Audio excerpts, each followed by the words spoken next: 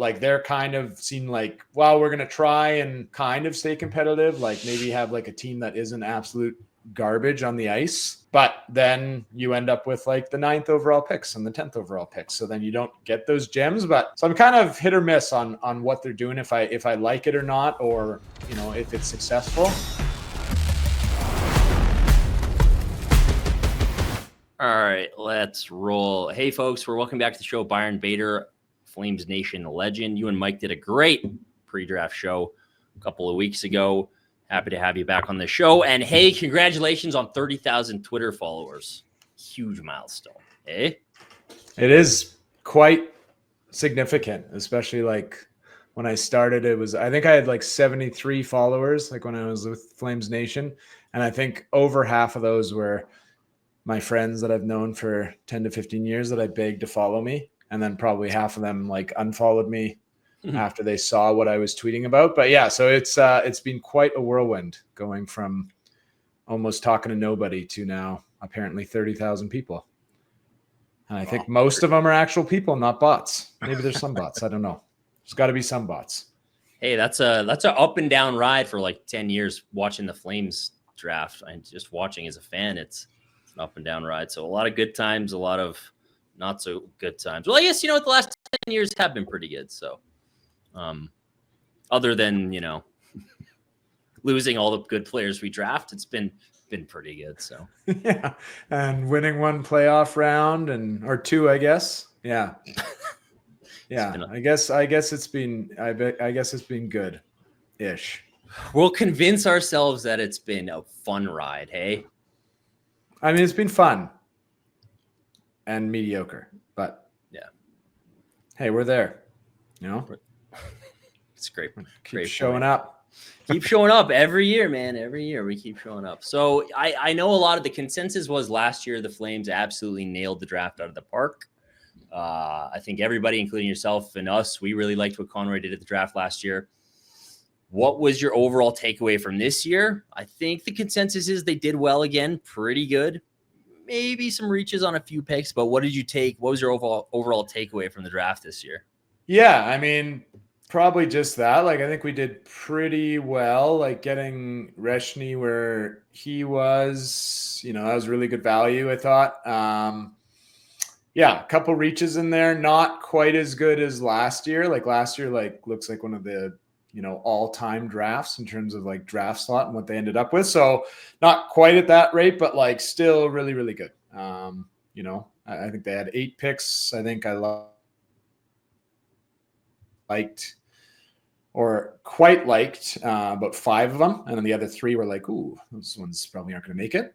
But yeah, I mean, 5 out of 8, not too bad. So it was a pretty good draft, but not quite on par with the amazing draft from last year for sure.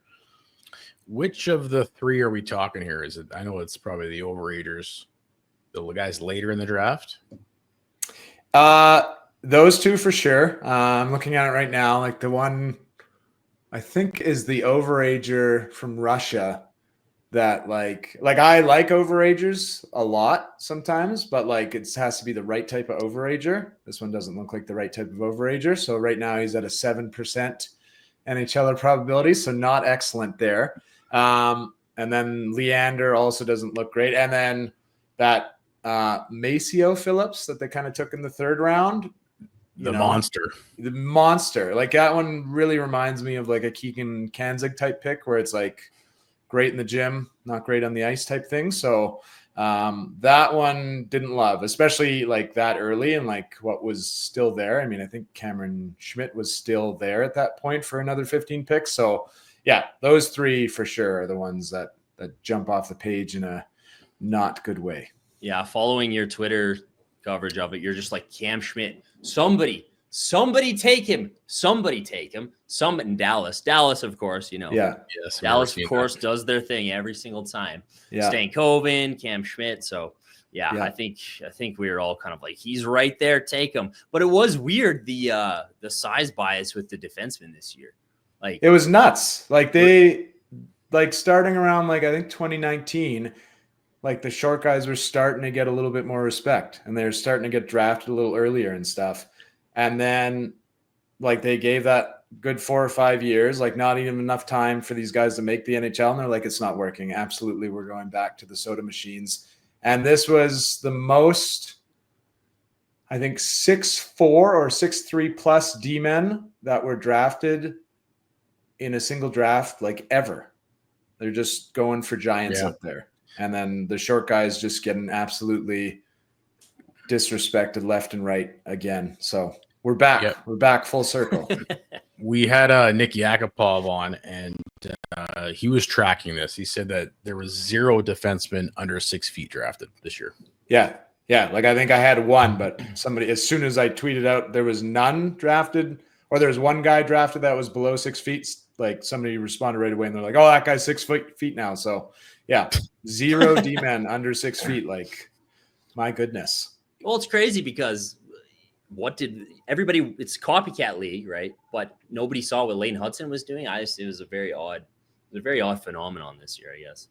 Yeah. I mean, there wasn't like the small, crazy caliber, like offensive guys like that. There wasn't the Hudsons and the Hughes and stuff, but like, you know, like Adam Fox has won a Norris recently, Quinn Hughes, Lane Hudson, you know, like these guys are having an impact, but like, yeah, they were just completely ignored this draft. So you had Rashnney, I believe, on your pre-draft rankings at 11th overall. Yeah. I think some 11th or 12th, something like that. Yeah. I think you had him hit him Kindle like 10, 11, something like that. So again, like a size thing, like if he's probably 2-3 inches taller, he's probably getting taken higher. So what did you see? What have you seen from Rashnney that had him at that spot? A great upside pick at 18 for the Flames. Yeah. So, I mean, like model wise, like he's small, but he plays center, like really good production in his pre-draft year, went up another level in his draft year. He's relatively young. Like he's born in April. So, yeah, like, I mean, I love those types of picks. Like they make the NHL quite often and they turn into stars like 50% of the time type thing. Like the area where you do get some busts with them is when they're smaller. So that's what drops them down kind of out of similar players like Desnoyers and O'Brien look very similar, but they're, you know, 4 or 5 inches bigger. So yeah, I mean, basically has everything, but he's a little bit smaller. But love the value of it. Thought, you know, him and Kindle would be guys like the way it was kind of sounding is they were going to drop into the late teens or even the 20s or like the back end of the first round. So, I mean, both of them went a little bit earlier than I was expecting, but yeah, both great upside. And I was hoping that one of those guys was going to be there when the Flames were picking and that they would actually pick him. And here we are. So I think they got a solid one there.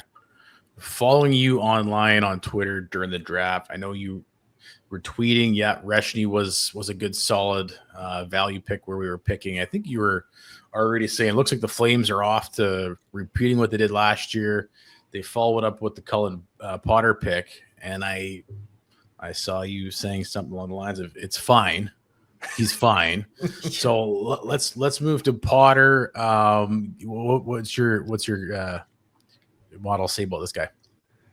Yeah, so I mean, very typical. I mean, how he looks in the model, just his numbers, very typical kind of late round pick, like older guy, an equivalency in the 20s. You know, those January guys are like the ones that are drafted essentially the most, but like they have that kind of like highest rate of not working out to what they're supposed to. So you have that going with him, and he's kind of small. So that's why I was like, you know, it's fine. It's not like a reach or anything. So that part I didn't like about it. But then like watching clips of like this guy can fly. Like he can absolutely fly, which is, you know, very noticeable. Like sometimes, you know, they say, oh, this guy's got good speed or something. And then, you know, maybe he has like good, you know, east-west speed or something, but like nothing really to this game. Like this guy looks like he has a little bit of, you know, dynamics to him, and he can fly side to side and all over the place. So that's good. And then if you look, the one thing that I do really like about him is that he was playing in college, which is like by far the hardest league that you can come out of in your draft year in North America. So it's about 50% harder than all the CHL leagues. So he is coming from there. And his birthday was in January and he's already in college, which means, he should be in grade 12. So he's already in college. So, that's kind of interesting. That doesn't happen too often, that like players are playing kind of like a year ahead of when they should be. Like Jonathan Taves did that. And I think Matthew Wood did that as well. And then there's somebody big that I'm missing that I can't remember. Celebrini, maybe. Yeah. So, I mean, it's uncommon to do that. So that part is appetizing. So he has, that typical late first round look to him. It wasn't a reach, and it wasn't, you're getting like massive value is kind of what to expect then. But yeah, those couple things, like he is a good skater, and the fact that he's in college so early makes me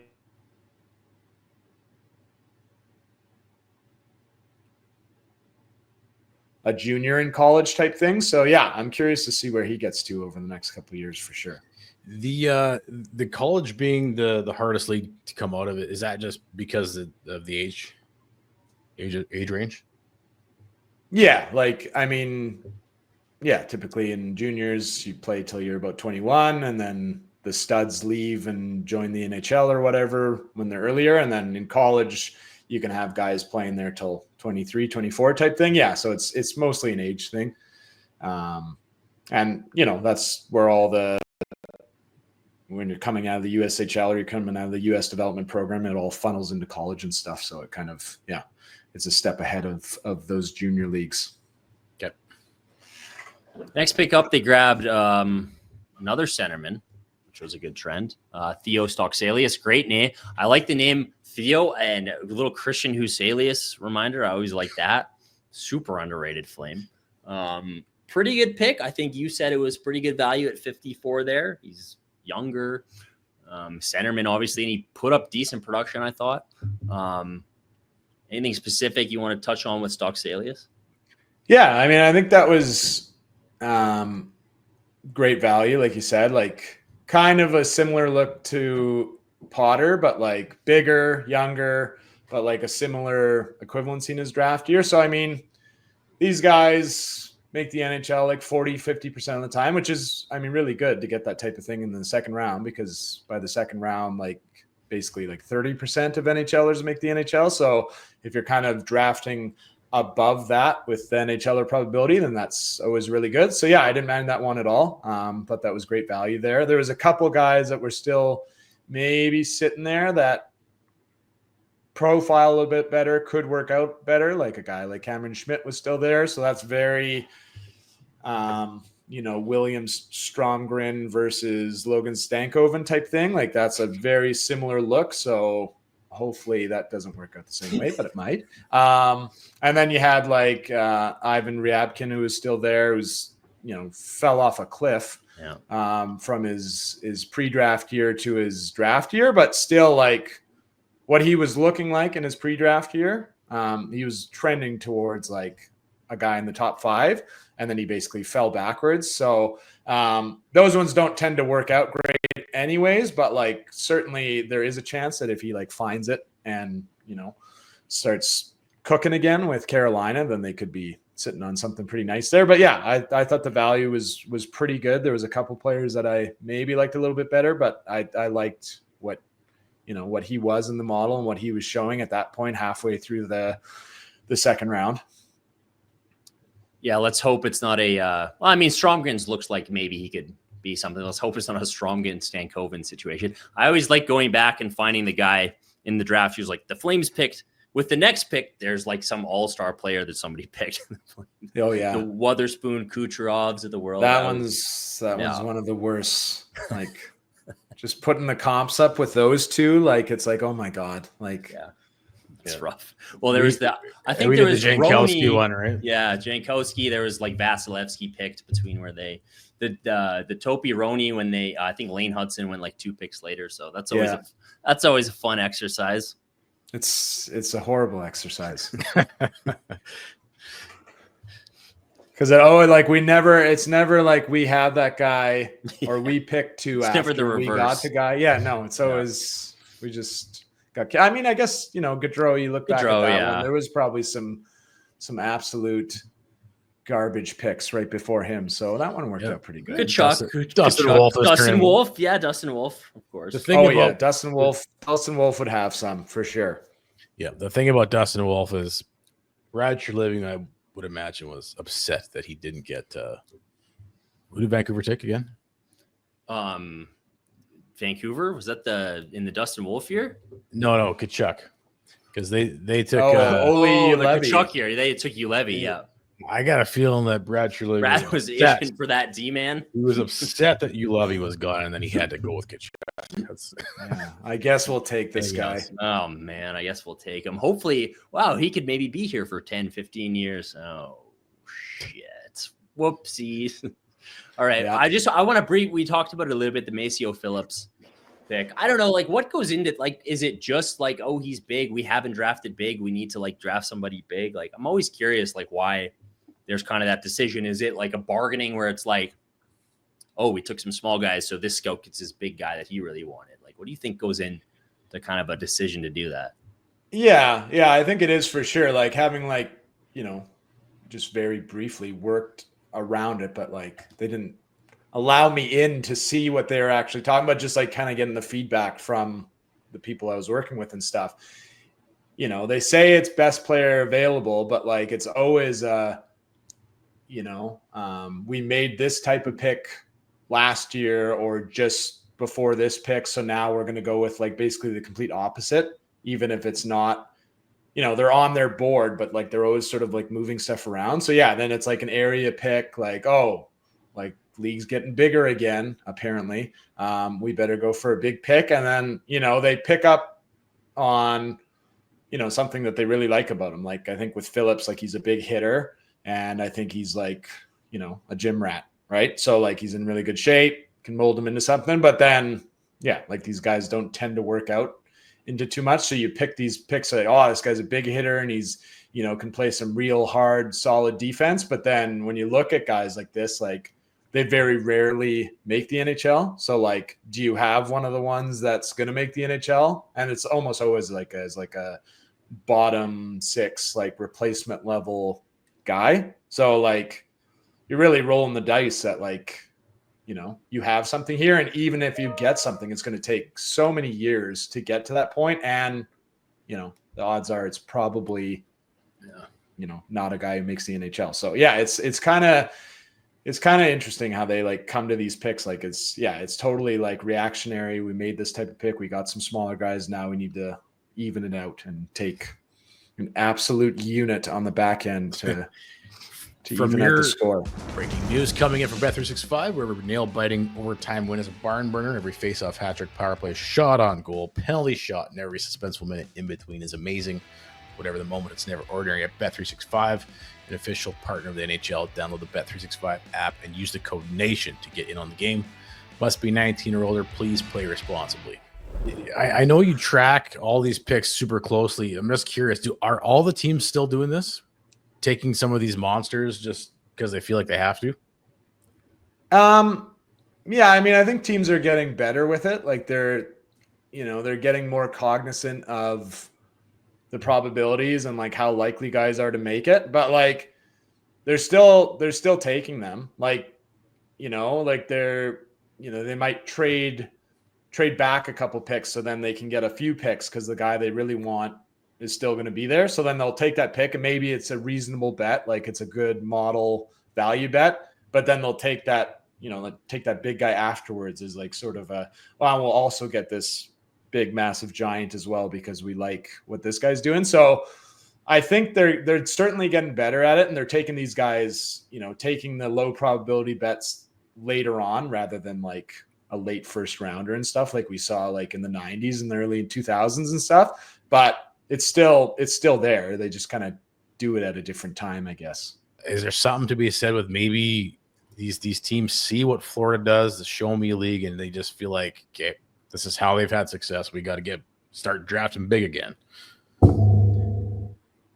Yeah, I think that's probably, like, definitely part of it. Like, they see that, you know, Florida's having success with these big guys, but, like, then they kind of go into this mode like, well, we got to find our own big guy. And, like, that might not be there, but they're going to pick him anyways because we need a big guy. So like, they've had success with getting Forsling on waivers and he works out to like the best shutdown D-man in the league, but like he was drafted in, the 4th or 5th round or something. And then he was waived and then he kind of like found some magic and like really turned into something. And then obviously like he's flourished in Florida. And then like they picked up Mikkola, I think too, like another one, but like he wasn't trending well. And he was, teams were trading him and walking away from him. And then he turns into something. So then teams go and like chase this type of thing, but trying to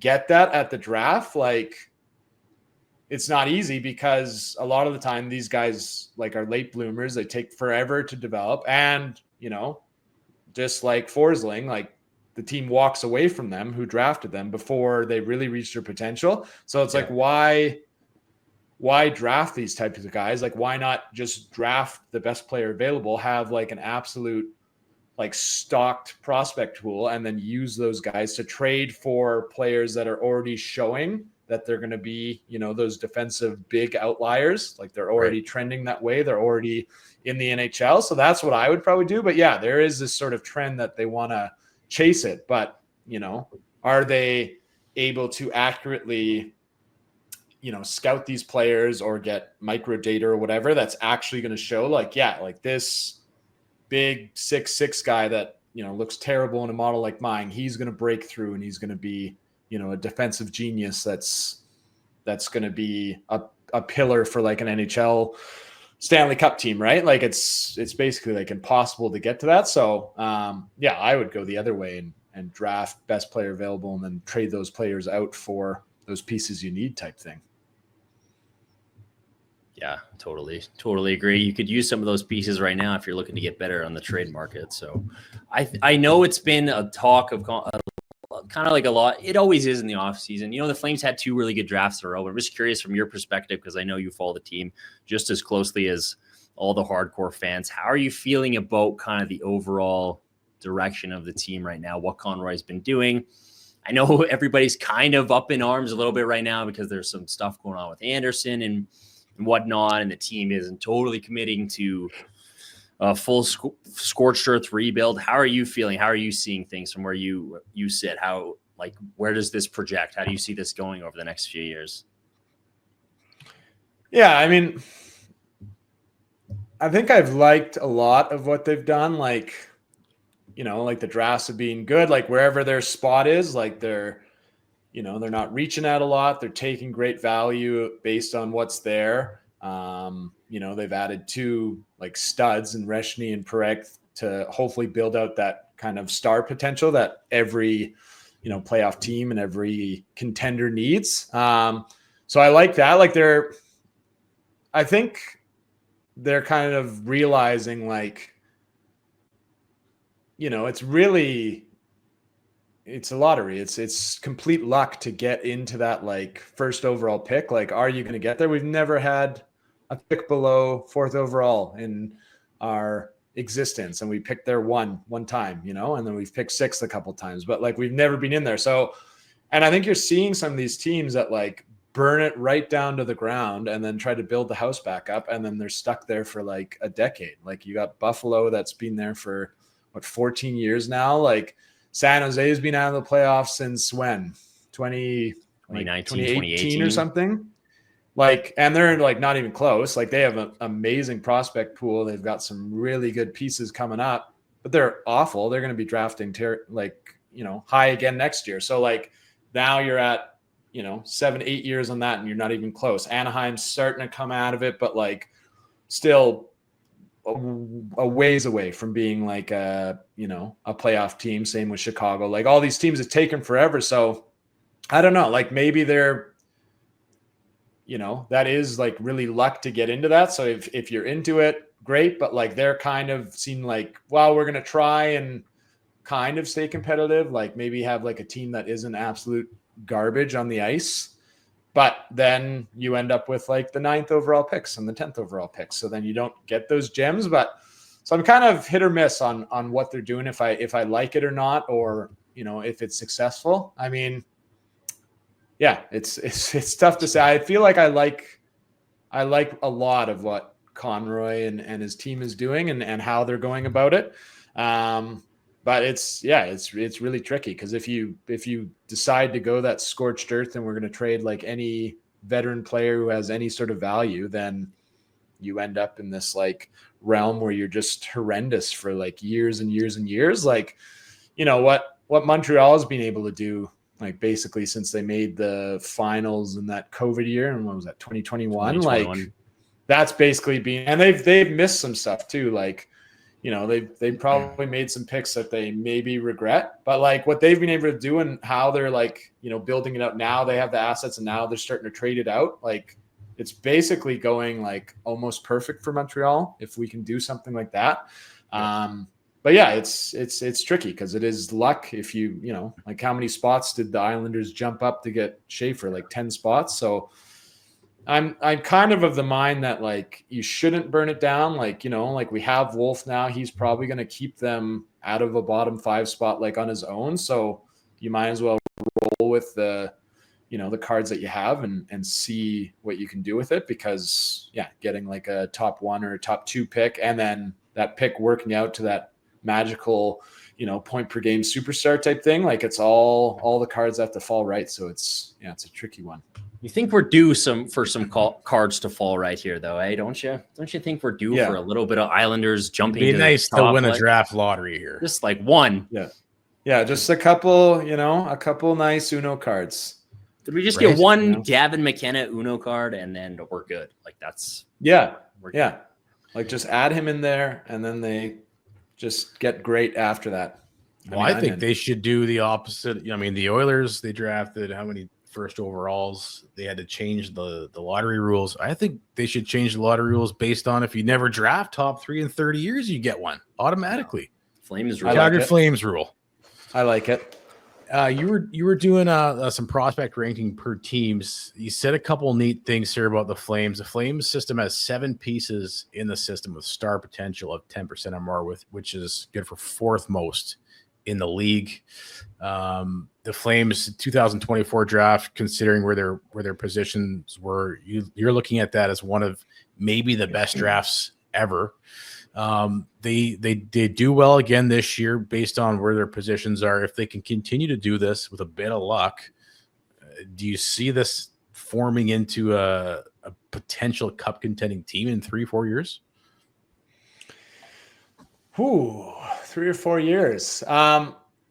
Yeah, like, I mean, again, everything has to kind of break right, but like adding that value to your prospect system, even if most of the guys don't make the NHL or you trade them out, like if you can use these guys as pieces, like that is kind of the underrated thing that like a lot of these like contenders are doing. Like Florida, I mean, they drafted Barkov, they drafted Ekblad, but then they like, you know, Kachuk fell into their lap, and then they were able to trade for Reinhart when he was kind of a little down in Buffalo for a reasonable deal. And then they trade for Bennett, you know, and they trade for all these pieces. Like they trade for Marchand on a sweetheart deal, right? Like more than half their team of especially like the high impact, the stars, and they have essentially the most in the NHL right now. And they've won back-to-back cups. They've gotten over half of them from trading for them, right? Or picking them up off waivers and finding something in them. So I think they can, like, you know, I think they have a couple star pieces in the system. They have a couple, like more than a couple NHL pieces that sort of, in a way, kind of all look the same, where some of them will make the NHL. Like they're all sort of these like 50-50 chances. And you just accumulate those. And then, you know, yeah, you get lucky. Maybe you win like a 2nd overall or a 3rd overall or a 1st overall, 1 or 2 of those. And then you kind of start to climb out of it. And then, yeah, like the arena's getting built, and then maybe like free agents want to sign here. And then you make like that smart trade to get that, you know, former top 5 pick that's just like not vibing with the team, like the Reinhart deal. And then you get him, and then all of a sudden he turns into the star that he was supposed to, like stuff like that. So yeah, I think a lot of it will involve building up the draft pool and then trading out some of that stuff, and then, you know, springboarding based on acquiring guys, just like Montreal did right now with acquiring Dobson. Like you need that move to happen next and then build into something. So yeah, maybe that kind of 4 to 5 year window, I could see them hopefully, if everything, gets built out right and goes right, like starting to evolve into a team that is maybe making it to the third round, maybe. Hey, a second round appearance would be great. Hey, first round. Yeah, exactly. Back-to-back years in the playoffs would be amazing. That's all I need. Start with that. Yeah. Or winning like more than like one game in round 2. That'd be something. Hey, that would be something nice, because we haven't done that since 2004. So we didn't touch on Wittenbach yet, but it seemed like maybe he was one of those guys that was one of the steals later on in the draft. What was your take on getting this kid? Yeah, like he, he's a smaller guy, very similar look to like Potter, but like you're getting him, like 100 pucks, or no, more than 100 picks later. Like you're getting him like 110 picks later. So to get that type of value, in like the 5th round is awesome. And then getting Aiden Lane right after that, again, looks basically very similar. And he's even got some good size to him. So, to get those types of guys that often look like a late first rounder and you're getting them in, rounds 3, 4, 5, 6, 7, like that's where you can add some value. And that's often where, these guys that are late drafted and kind of come out of nowhere, like they often look like this. They don't look like a guy that produces almost nothing and then builds into something. It's often they're being overlooked for some reason. Like, Johnny looked very favorable. He was obviously very, very young. Mangiapane looked like that. Like, so he's a 6th rounder that comes and gets all the way there. And now he's on the fringe of playing 500, 600 games type thing. Like that's what they look like. So yeah, both those guys, like I thought that was awesome value to get them there. And I was pretty excited about seeing those ones come across the board. Well, let's hope he doesn't pull a Mangiapane and sign in Edmonton in 10 years because that will just make me cry. Edmonton should be terrible by then. So yeah, I had this on my list. Obviously, Mangiapane signs with Edmonton last night. Is he still the player that he was 3 years ago? I know his numbers have dropped a bit since his injury. Should we be worried? If he's playing with Connor McDavid and just tapping goals all season long, he could go off again. Yeah, I think he's had some injuries that have dropped him down a little bit. So he's not like the swift, fast, Mangiapane that we saw like in 2019 and 2022, had the crazy hands and stuff. Like I think that stuff is starting to go a little bit. But yeah, like if he just, Jesus, how many goals did Hyman get 2 years ago? Like 55. Like 50? Yeah. Literally just. It wasn't even just tap-ins. It was like he just stood in the crease and just. Yeah, he did. Here I am. It just went off his stick in it. It didn't even do anything. Just put it right on my stick, bounce it off my stick into the net, and then I'll just stand here. Like, yeah. So, he could, get 25, 30 if he sticks on that line. But that's what we maybe thought with Jeff Skinner too. And he couldn't really stick with the big boys, like for whatever reason, like he just didn't really work there. And then he was like on the third line, then he was getting sat and stuff. So yeah, maybe he just doesn't stick with McDavid. But if he does, then we could be looking at a frightening season from good old Mangiapane. Not good old Mangiapane anymore. The betrayal. How could you, Mange? After that elevator episode, and then just to go. Right. But what are you doing? It's $7 million. Yeah. I'd say yes to a lot of things for $7 million. True. I would like to think I'd say no to being in Edmonton, but there's no way I would say yes. Sign me up right now. Do we boo is the question. Do we boo? It's gonna be hard for me to ever boo Mangi.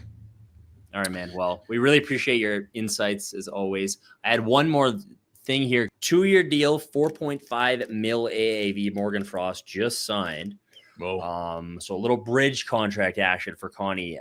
Putting you on the spot, but immediate reaction to a 2-year deal that pays Morgan Frost 4.5 mil both years. I like it. It's basically perfect. Like I like Morgan Frost a lot. He's got some crazy hands, and maybe he can unlock something where, you know, he gets more PP time and starts cooking out there. Like, could be like a 50, 60 point guy. And then this is 2 years. So like, if it's like, no, he's basically just like a 30, 40 point guy and it's not working, then it just goes to UFA in 2 years and whatever. So perfect.